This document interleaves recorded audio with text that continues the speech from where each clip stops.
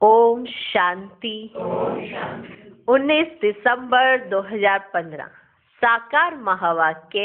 बाबा कहते, मीठे बच्चे, जब तक जीना है बाप को याद करना है, याद से ही आयु बढ़ेगी। पढ़ाई का तंत्र माना सार ही है याद। आज का प्रश्न, तुम बच्चों का अतीन्द्रिय सुख गाया हुआ है, क्यों? उत्तर, क्योंकि तुम सदा ही बाबा की याद में खुशियां मनाते हो। अभी तुम्हारी सदा ही क्रिसमस है, तुम्हें भगवान पढ़ाते हैं, इससे बड़ी खुशी और क्या होगी। ये रोज की खुशी है, इसलिए तुम्हारा ही अतीन्द्रिय सुख गाया हुआ है। आज का गीत, नैनहीन को राह दिखाओ प्रभु। धारणा के लिए मुख्य सार। पहला पॉइंट, बाप को फॉलो कर बाबा के समान सर्विसेबल बनना है। अपने को आप ही परखना है कि मैं ऊंचे से ऊंचा इम्तिहान पास करके उच्च पद पाने के लायक हूं। दूसरा पॉइंट, बाबा के डायरेक्शन पर चलकर महावीर बनना है। जैसे बाबा आत्माओं को देखते हैं, आत्माओं को पढ़ाते हैं, ऐसे आत्मा भाई भाई को देखकर बात करनी है। आज का वरदान, 1000 भुजा वाले ब्रह्मा बाप के साथ का निरंतर अनुभव करने वाले सच्चे स्नेही भव। 1000 भुजा वाले ब्रह्मा बाबा के साथ का निरंतर अनुभव करने वाले सच्चे स्नेही भव।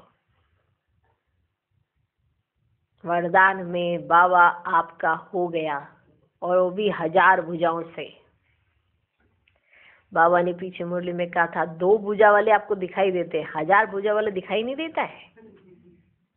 2 भुजा वालों की तरफ आपकी नजर पहले जाती है। जिस 1000 भुजा वाले ने 2 भुजा वालों से सारे कार्य कराने हैं, उसकी तरफ आपकी नजर नहीं जा रही है। बाबा जो हर कार्य सबसे कराते हैं, माना अगर आपको किसी चीज की जरूरत पड़ती है, कोई व्यक्ति आके आपका कार्य करके चला जाता है, आपको ये तो दिखाई देता है कि अरे उसने मेरे को सहयोग दिया, ये भूल जाते हो कि इसके पीछे बाबा है। बाबा ने उसको शक्ति दी और उसको तो पता भी नहीं चलता कि उसने कब कार्य किया, तो बाबा ने उसको पावर दी आपका कार्य कराने की। लेकिन आप ही भूल गए कि ये 1000 भुजा वाला मेरा कार्य कराने आया है, मेरा कार्य कराने, और दिखाई दिए तो 2 भुजा वाले, है ना। बाबा को आप हर घड़ी, हर सेकंड, हर जगह महसूस कर सकते हो अपने साथ। बाबा ने वायदा किया है, दिल से बुलाओगे बाबा हाजिर हो जाएगा। बाबा कैसे हाजिर होगा? जब जब आपको जरूरत पड़ेगी, बाबा वो हर कार्य करने के लिए हाजिर हो जाता है,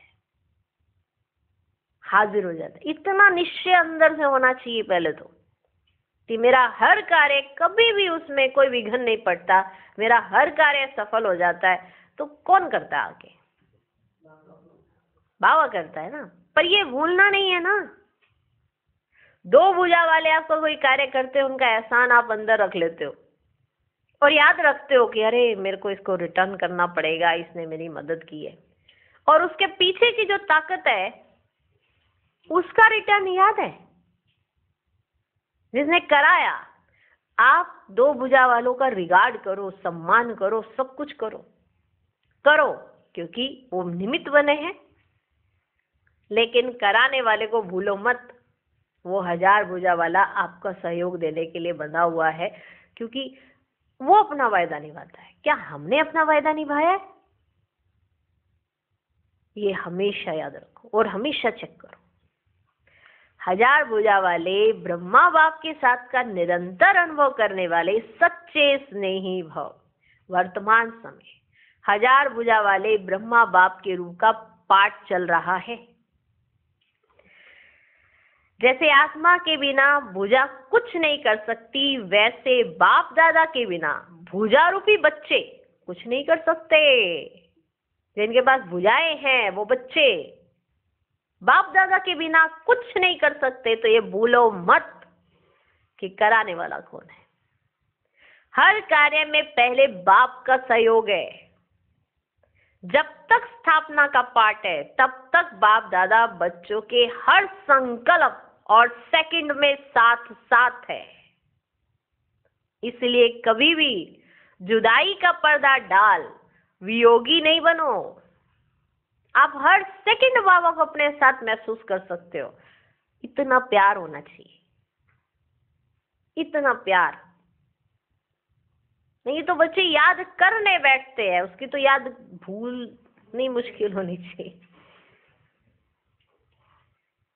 इसलिए जुदाई का पर्दा डाल वियोगी नहीं बनो, प्रेम के सागर की लहरों में लहराओ। सोचो सोचो, एक बार माना, एक बार अंदर दिल से सोच ही लो कि वो हमारे लिए कितना कुछ करते हैं। आपका प्यार कभी कम नहीं हो सकता। प्यार कम तभी होता है जब महसूसता कम हो जाती है उन्होंने हमारे लिए क्या क्या किया है, वो हमारे लिए क्या क्या करते हैं। अगर ये याद रहे तो प्यार कभी कम नहीं होता। उन्होंने हमारे लिए क्या क्या किया है,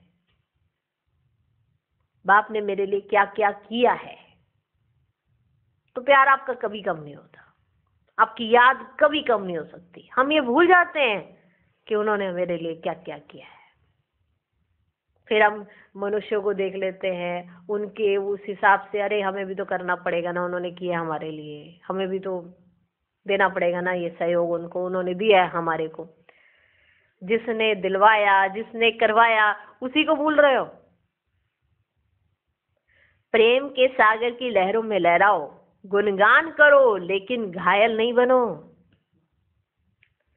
बाप के स्नेह का प्रत्यक्ष स्वरूप सेवा के स्नेही बनो। सेवा से जी नहीं चुराओ, आपने थोड़ा सेवा करनी है। बाप आपकी सेवा करने के लिए एवर रेडी रहते हैं, तो आप बाप के यज्ञ की सेवा करने के लिए एवर रेडी नहीं होने चाहिए। बाप के स्नेह का प्रत्यक्ष स्वरूप सेवा के स्नेही बनो। हजार भुजाओं वाला सारे कार्य करा देंगे। ये क्यों सोचते हो, अरे मैं ये नहीं कर सकती ना, अरे मैं ये नहीं कर सकता ना। आप मैं करते रहोगे तो फंस जाओगे। बाबा सब कुछ करा लेंगे। हजार भुजाओं वाला बैठा है, आपका हर कार्य सफल होगा। आज का स्लोगन, अशरीरी स्थिति का अनुभव व अभ्यास ही नंबर आगे आने का आधार है। ओम शांति।